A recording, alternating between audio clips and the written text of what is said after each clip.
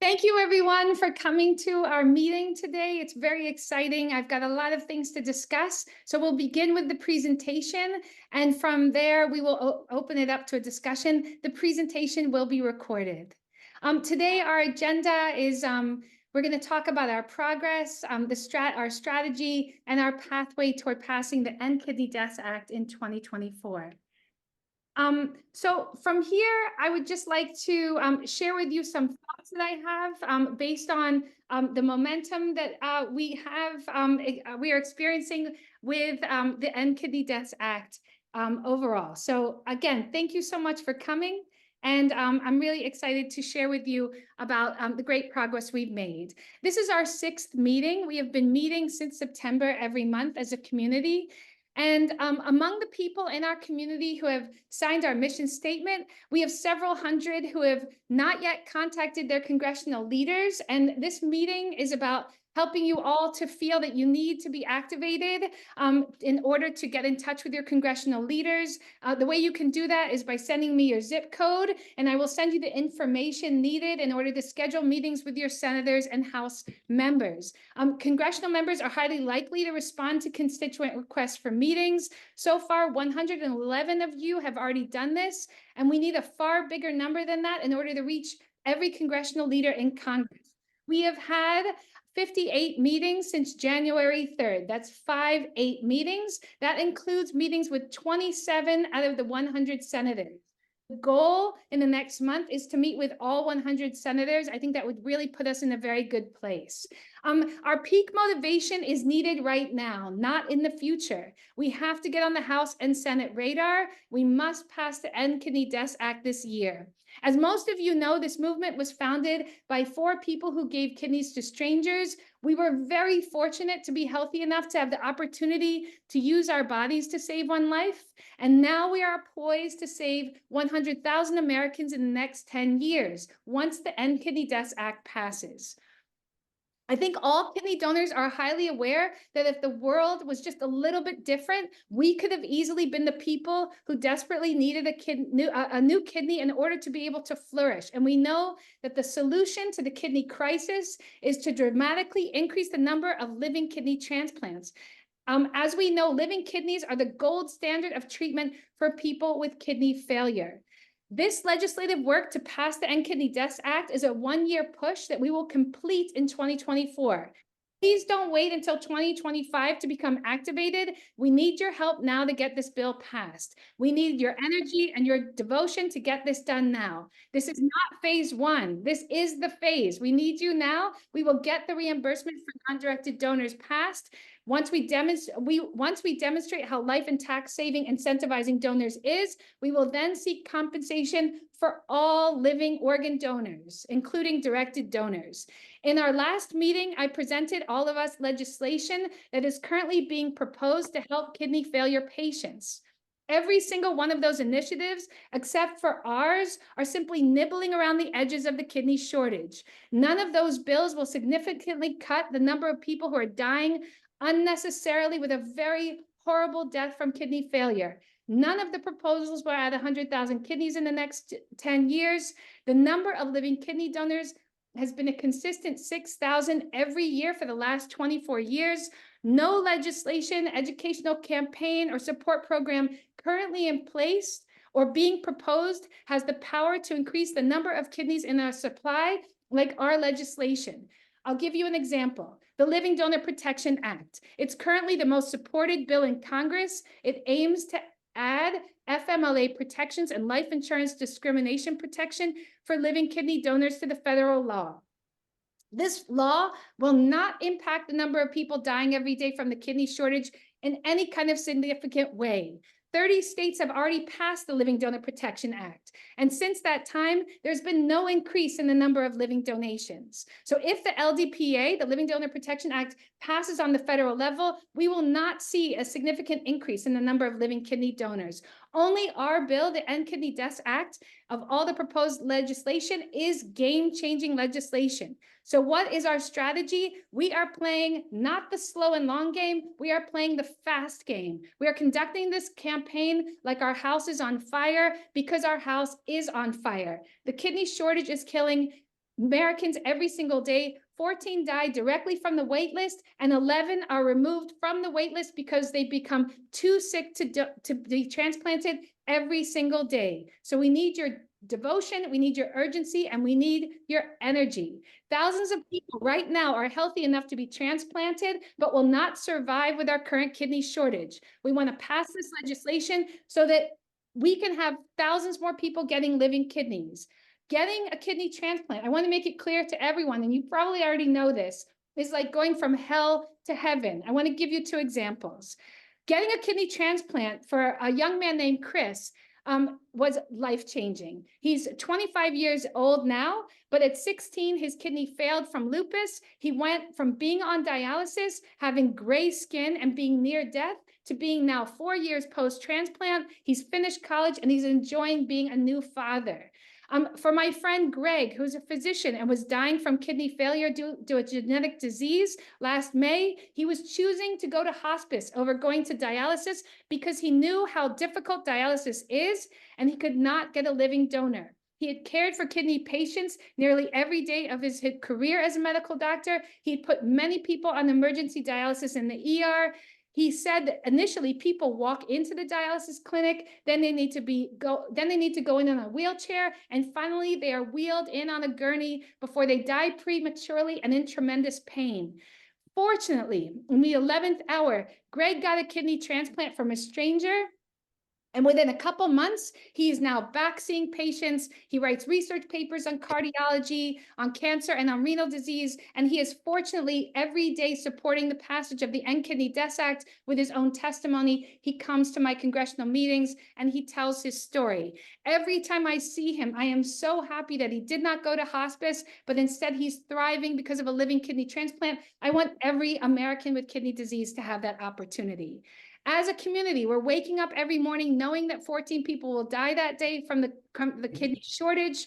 The people who are dying from the kidney shortage directly from the wait list joined the wait list healthy enough to get a kidney, but the wait was so long that the shortage is so severe that the waiting killed them. The kidney shortage killed them, and we have the power to change the wait list of death into a wait list for life-giving kidneys. So think about it. We can use our energy in 2024 to encourage to any way we choose, but I think that we should use our energy to save lives. We're already spending millions of tax dollars paying scientists to develop pig kidney transplants. Or I just heard about one that they're trying to develop that would need to be carried around in a suitcase, a computerized kidney. For decades, taxpayers have invested millions of dollars in faraway and unlikely solutions, and they're not doing enough to do what is simply logical and life-saving to incentivize those who will readily step forward and save a life.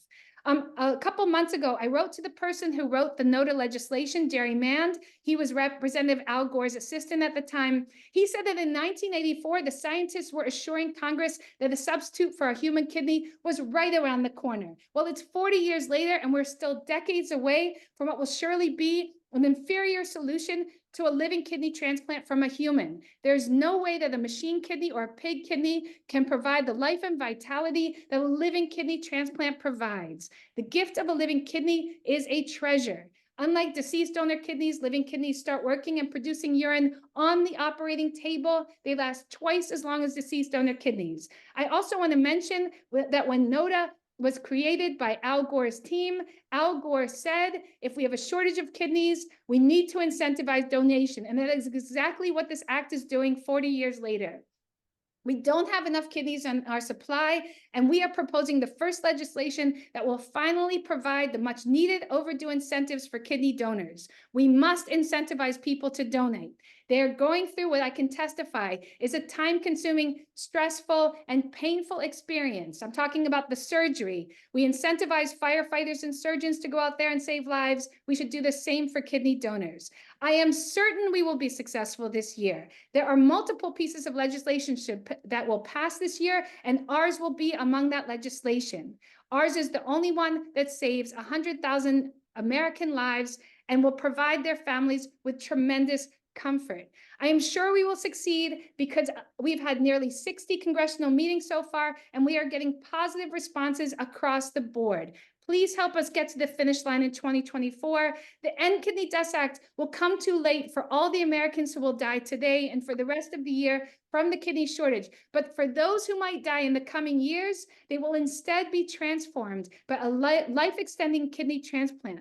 Their vitality will return. They will be able to live high-quality years with a kidney that was donated by an incentivized stranger. And I know I spoke really fast. I hope that you were able to follow along with everything I said. And so from here, I'm going to return to my PowerPoint and quickly share with you the other slides. I just want to show you, this is a Michigan stadium. It's filled with about 100,000 people, just to give you a sense for the number of people who would be positively impacted by the End Kidney Deaths Act. I also want to show you what $1 billion looks like. It's kind of bananas to look at this, but we can see what $1 million looks like, and $14 billion saved by year 10 of the End Kidney Deaths Act. I also want you to become familiar that there are many ways that the government uses tax credits. There's the child tax credit, $1,800 per child for middle and low income earners. A new law in which if you buy an electric vehicle of a certain kind, you get a $7,500 tax credit. If you buy certain energy efficient appliances, you get a 30% off tax credit for when you show your receipts.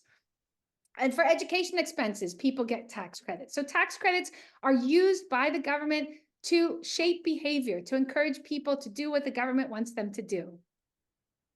So as I said, we have nearly 60 meetings under our belt. We are cooking. As I mentioned before, 111 of us have contacted our senator and House member about the End Kidney Deaths Act, and we need more of you to step forward and contact your representatives. It's so helpful. And here's just that we've had 53 Zoom meetings, 5 in-person meetings, and 27 Senate meetings. And we have many more on the schedule. Here is my plea to you. If you know anyone in these states, please put me in touch with them. Alabama, Delaware, Hawaii, Iowa, Kansas, Louisiana, Mississippi, Missouri, New Mexico, North Dakota, Oklahoma, Rhode Island, South Dakota, Vermont, and Wyoming. I have a friend, I had a senator in New Hampshire who said, I'll only meet with you if you can provide, if you have a constituent on the call. I have a friend who works at Dartmouth. She came to my meeting. She enabled us to have this meeting. She is an advocate for our bill. She's not a donor, she's not a recipient, but she was able and willing to come to our meeting and help us persuade Senator Hassan in that case to to support our legislation. As I said, our primary focus is on Congress. We are focused on the Ways and Means Committee in the House and the Senate Finance Committee. Very fortunately, our bill only needs to go through one committee before going to the floor. If we write to when we write to our congressional leaders, keep in mind that they often don't reply after the first email. We need to email them weekly. Sometimes after the second, third, or fourth email, we will get a response. So when you're emailing them, let them know how many times you've reached out. Eventually, we will hear from all of them. We just need to be persuasive. How to be persuasive in emails, personalize them. Ask many people to write. Have your friends join. You know, the more constituents they hear from, the more likely they are to support us. I'm going to ask multiple supporters from different states to sign a collective letter very shortly. And as I said earlier, email offices until you receive a reply. This is very long. I'm not going to read through it, but it's a beautiful example. If you want to look at this on the recording of an incredible response from a constituent after a meeting, very detailed and very extensive. This is a picture of a meeting we had with Senator Bennett's office from Colorado. There are so many great donors and recipients in Colorado who have stepped forward. And so we have in the lower left corner, the congressional staffer, she's a medical doctor, and the others on the call are all advocates. So I'm just showing you this note to let you know that we can have multiple constituents on the call. It works very well. I did have the opportunity 2 weeks ago to Washington, D.C. I had 7 in-person congressional meetings, and I joined a luncheon which talked about living kidney donation. And I had this opportunity to take this photo with kidney donors. So it's very exciting that we were there to raise awareness about the need to support living kidney donors. We also created a flyer This is the front of the flyer. This is the back of the flyer. 2 people so far have requested flyers. I will send them out. I apologize, I haven't gotten that done yet. But if you do want flyers, let me know and I will ship them out to you. These could be handed out in dialysis clinics. They can be handed out in, wherever your community meets and you think there might be people who would support our movement. And I love this quote: "No one changes the world who isn't obsessed," by Billie Jean King. We need to be obsessed this year. Again, I posted this in our last meeting. These are our social media, where we're posting on social media. And our goal is by the next meeting that will be in March, we want to meet with every single senator by our next meeting. Our next meeting is March 5th from 5 to 6. So please mark your calendars. I will be sending along a calendar invitation. And there's one more thing I wanted to share with you. Give me 1 second.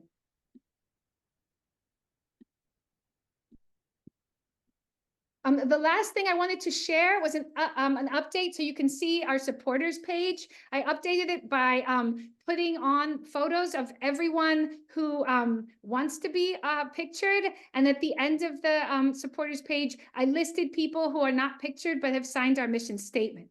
So if you wish to be have your photo up here, please send me a picture of your photo as well as what you would like written beneath it. But I'm just showing it to you to let you know about the amazing array of people who have stepped forward to support this movement. So we have people of all different professions, a lot of great transplant surgeons, nephrologists, nurses, transplant coordinators, recipients, donors, family members of kidney disease patients.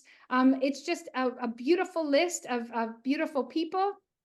And I'm just really very excited that so many people have come forward to support the passage of the End Kidney Deaths Act. So, and here at the end, we have the names of people who have signed up to support us. So thank you so much for listening. And now I'm going to open up the floor to an open discussion, and I'm going to stop the recording. But thank you all.